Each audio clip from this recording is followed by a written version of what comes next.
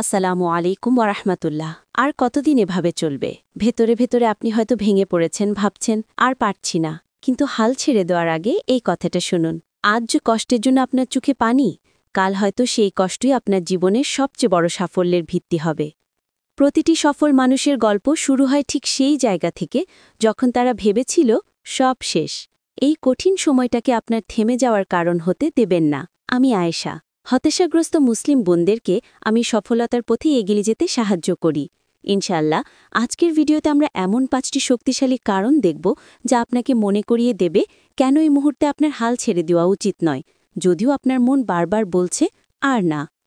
শুরু করার আগে আমার ফ্রি প্রিন্টেবল প্ল্যানারটি ডাউনলোড করতে ভুলবেন না। লিঙ্কটি www.cupofparenting.com/planner।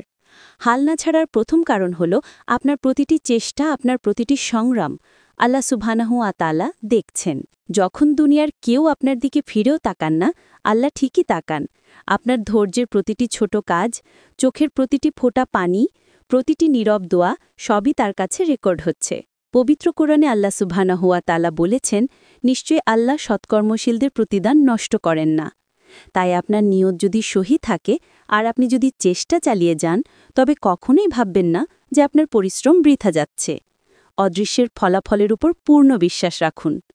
দ্বিতীয় কারণটি হল, আপনার এই পরীক্ষার পেছনে একটি বড় উদ্দেশ্য আছে। এই সংগ্রাম বা কষ্ট কোনো শাস্তি নয়, বরং এটা আল্লাহ সুবহানাহু ওয়া তাআলার আরও কাছে যাওয়ার একটা সুযোগ। আর জানেন তো, যেটাকে আমরা দেরি বা কষ্ট ভাবছি, সেটা হয়তো আল্লাহ সুবহানাহু ওয়া তাআলার পক্ষ থেকে আপনার জন্য ভবিষ্যতের কোনো বড় প্রস্তুতির অংশ, যা আমরা এই মুহূর্তে বুঝতে পারছি না।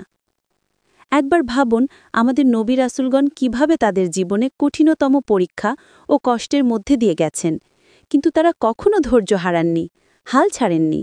সুবহানাল্লাহ, এমন অনেক উদাহরণ আছে। ইউসুফ আলাইহিস সালামের কথা ভাবুন, তিনি কত বছর কারাগারে কাটিয়েছেন। আল্লাহ সুবহানাহু ওয়া তাআলা তাকে তার জীবনের চূড়ান্ত সাফল্যের জন্য প্রস্তুত করছিলেন। আমরা সবাই সূরা ইউসুফের শেষটা জানি, কিন্তু তার আগের কঠিন পথটার কথা ভাবুন। ছোটবেলা থেকে তার অবিশ্বাস্য গল্পের প্রতিটি ধাপে তিনি কি সহ্য করেছেন। সুবহানাল্লাহ। তাই নিজেকে একা ভাববেন না। যদি নবী রাসূলগণকে এত কঠিন পরীক্ষা দিতে হয় এবং তারা হাল না ছাড়েন, তবে আমাদেরও হাল ছাড়া উচিত নয়। নিজেকে মনে করিয়ে দিন, ইউসুফ আলাইহিস সালাম তার কষ্টের বছরগুলোতে অবিশ্বাস্য ধৈর্য দেখিয়েছিলেন। যাদের তাকে সবচেয়ে বেশি ভালোবাসার কথা ছিল, সেই ভাইদের দ্বারাই তিনি বিশ্বাসঘাতকতার শিকার হয়েছিলেন। তাকে কূপে ফেলে দেওয়া হলো, দাস হিসেবে বিক্রি করা হলো, অন্যায়ভাবে জেলে পাঠানো হলো। কিন্তু তিনি কখনো হাল ছাড়েননি, থেমে যাননি, আর আল্লাহ সুবহানাহু ওয়া তাআলার পরিকল্পনার উপর আস্থা হারাননি। তার সেই ধৈর্য আর বিশ্বাসই তাকে জীবনের সর্বনিম্ন পর্যায় থেকে, ভাবুন তিনি তখন কেমন অনুভব করছিলেন, মিশরের একজন নেতা হওয়ার অবস্থানে নিয়ে গিয়েছিল। সুবহানাল্লাহ। এটা প্রমাণ করে যে অবিচলতা আপনার পরীক্ষাকে বিজয়ে পরিণত করতে পারে। এরপর ভাবুন ইউনুস আলাইহিস সালামের। এটিও একটি বিখ্যাত উদাহরণ যা আমাদের অনেকেরই জানা। এই ঘটনা আমাদের সহনশীলতা এবং এগিয়ে যাওয়ার ব্যাপারে কি শিক্ষা দেয়? তার কষ্টের মুহূর্তটা ছিল যখন তিনি আক্ষরিক অর্থে একটি তিমির পেটের ভেতরে ছিলেন। সেই বিখ্যাত ঘটনা, সুবহানাল্লাহ। ভাবুন, সমুদ্রের মাঝখানে তিমির পেটের ভেতরে তিনি তখন নিজেকে কতটা অসহায় আর একা অনুভব করছিলেন। তিনি তখন কি করলেন? তিনি কি হাল ছেড়ে দিয়ে বললেন, এটাই আমার শেষ, আমি আর পারব না? না, সুবহানাল্লাহ। তিনি বিনয়ের সাথে, আন্তরিকতার সাথে আল্লাহ সুবহানাহু ওয়া তাআলার দিকে ফিরে এলেন, আর আল্লাহ সুবহানাহু ওয়া তাআলা তাকে উদ্ধার করলেন। তার গল্প আমাদের মনে করিয়ে দেয় যে যখন আমরা পুরোপুরি দিশেহারা বা আটকে আছি বলে মনে করি, তখন আল্লাহ সুবহানাহু ওয়া তাআলার দিকে ফিরে আসা এবং নতুন করে ঈমানের সাথে এগিয়ে যাওয়া আমাদের জন্য স্বস্তি ও নতুন শুরুর পথ খুলে দেয়। নূহ আলাইহিস সালামের কথা ভাবুন। তিনি 950 বছর ধরে দাওয়াত দিয়েছেন। সুবহানাল্লাহ। ভাবুন, যদি তিনি কোনো একটি সময় হাল ছেড়ে দিতেন কারণ তার মনে হচ্ছিল কোনো কাজ হচ্ছে না। তাই আমাদের অবশ্যই এগিয়ে যেতে হবে ইনশাআল্লাহ। তৃতীয় কারণ, আমার মনে হয় এটাই সবচেয়ে গুরুত্বপূর্ণ কারণ, আপনি। হ্যাঁ, আপনি অন্যদের জন্য একটি উদাহরণ। আপনার পরিবারের জন্য, আপনার ছেলে মেয়েদের জন্য, আপনার ভাই বোনদের জন্য, আপনার সমাজের জন্য। যখন আপনার সন্তানরা, আপনার পরিবার, আপনার বন্ধুরা দেখবে যে আপনি তাওয়াক্কুলের সাথে এগিয়ে যাচ্ছেন, তখন বিশেষ করে আপনার সন্তানেরা আপনার কাছ থেকেই ঘুরে দাঁড়াতে শিখবে। তারা দেখবে যে পরিস্থিতি যতই খারাপ হোক, আমার মা বা আমার বাবা মা হাল ছাড়েননি। যখন সময় কঠিন ছিল, যখন কিছুই পরিকল্পনা মতো হচ্ছিল না, তখনও তারা এগিয়ে গেছেন। তাদের আল্লাহ সুবহানাহু ওয়া তাআলার উপর পূর্ণ আস্থা ছিল, নিয়ত শহীদ ছিল এবং তারা চেষ্টা চালিয়ে গেছেন, তারা হাল ছাড়েননি। সুবহানাল্লাহ। তাই আপনার কাছে এই সময়টা কঠিন মনে হলেও অন্য কারো দৃষ্টিকোণ থেকে একবার ভাবুন যে আপনাকে দেখছে, তার কাছে আপনি কেমন উদাহরণ তৈরি করছেন। আপনার সন্তানদের কথা ভাবুন, যারা আপনাকে দেখছে এবং ভাবছে, সুবহানাল্লাহ, আমার আদর্শ এই মানুষটি হাল ছাড়ছেন না। চতুর্থ কারণ, ব্যর্থতা বা বাধা আপনাকে সংজ্ঞায়িত করে না। ব্যর্থ হওয়া মানেই আপনি শেষ হয়ে যাননি। এর মানে হল আল্লাহ সুবহানাহু ওয়া তাআলা হয়তো আপনাকে অন্য কোনো পথে পরিচালিত করছেন। হয়তো সেই জিনিসটা আপনার জন্য ভালো ছিল না বা দীর্ঘমেয়াদে আপনার ক্ষতি করত, কিন্তু আমরা তা আগে থেকে দেখতে পাইনি। তাই তাকদীরের এই ধারণাটি নিয়ে ভাবুন। আল্লাহ সুবহানাহু ওয়া তাআলার নিখুঁত পরিকল্পনার ওপর বিশ্বাস রাখুন, যদিও আমরা এখনও তা দেখতে পাচ্ছি না। তাই এগিয়ে যান, ইনশাল্লাহ হাল ছেড়ে দেবেন না। পঞ্চম কারণ, আল্লাহ সুবহানাহু ওয়া তাআলা আমাদের সহজতার প্রতিশ্রুতি দিয়েছেন। সূরা আল ইনশিরাহের বিখ্যাত আয়াতগুলো মনে করুন। নিশ্চয়ই কষ্টের সাথে স্বস্তি আছে এবং কষ্টের সাথে স্বস্তি আছে। এই সূরায় কথাটা 2 বার বলা হয়েছে। কিছু মুফাসসিরের ব্যাখ্যা করেছেন এই অর্থে যে আপনি প্রতিটি কষ্টের বিনিময়ে দ্বিগুণ স্বস্তি পাবেন, অর্থাৎ আপনি 2 গুণ সহজতা পাবেন ইনশাআল্লাহ।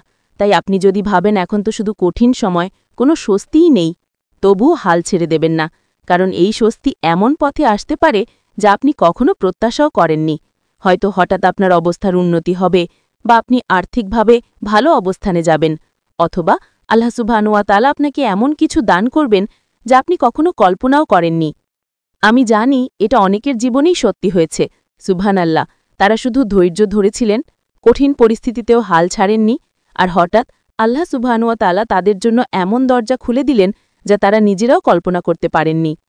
তাই আপনার দোয়া কবুল হওয়ার আগেই হাল ছেড়ে দেবেন না। ইনশাআল্লাহ এটা আপনার ধারণা থেকেও অনেক কাছে হতে পারে। সবশেষে এই চিন্তাটি দিয়ে শেষ করতে চাই, আপনার জীবনের সবচেয়ে কঠিন মুহূর্তগুলো যখন আপনি ভাবছেন আমি হাল ছেড়ে দেব, আমি জানি না এটা কোথায় যাচ্ছে, আমি কিছুই পাচ্ছি না, এগুলোই আপনাকে মানুষ হিসেবে সবচেয়ে বেশি তৈরি করে। যখন সবকিছু খুব ভারী মনে হয় আর আপনি চেষ্টা করতে করতে ক্লান্ত, নিজেকে মনে করিয়ে দিন সংগ্রামের ভেতরেই আপনার উন্নতি লুকিয়ে আছে। আমি সবসময় বলি, যদি সবকিছু আপনার পরিকল্পনা মতো নাও হয়, তার মানে এই নয় যে সেটা আপনাকে একজন মানুষ হিসেবে বিকশিত করেনি। আমরা সবসময় বলি যে প্রত্যেকেই তাদের ভুল থেকে শেখে। আপনার ভুলগুলো আপনাকে তৈরি করে। আল্লাহ সুবহানাহু ওয়া তাআলা আপনাকে এমন পরিস্থিতিতে ফেলেন না যাতে আপনি ভেঙে পড়েন। সুবহানাল্লাহ, তিনি তো আর রহমান আর রহিম, পরম দয়ালু। তিনি আপনাকে এমন অবস্থানে রাখেন যাতে আপনার ভেতরের সেই শক্তিটা তৈরি হয়, যেটা হয়তো আপনি জানতেনই না যে আপনার ভেতরে আছে। আর কখনো কখনো জানেন তো, যদি সবকিছু খুব সহজে হতো তাহলে হয়তো আমরা সেই অতিরিক্ত পরিশ্রমটা করতাম না বা এতটা চেষ্টা করতাম না।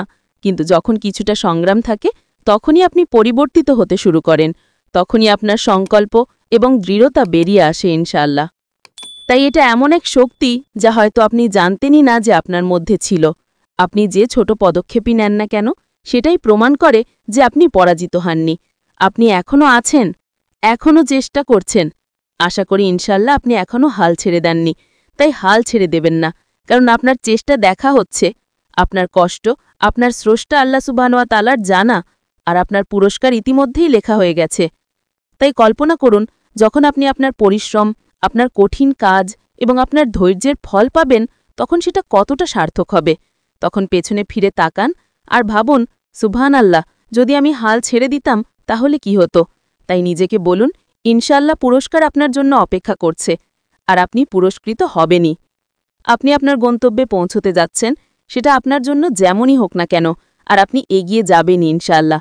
আমি আশা করি এই আলোচনা আপনাদের জন্য উপকারী হয়েছে। যদি হয়ে থাকে তাহলে 2025-এর বাকি সময়টা এবং 2026 কিভাবে সর্বোচ্চ কাজে লাগানো যায় সেই ভিডিওটা দেখতে ভুলবেন না। আগামীতে দেখা হবে ইনশাআল্লাহ। আসসালামু আলাইকুম ওয়া রাহমাতুল্লাহি ওয়া বারাকাতুহু।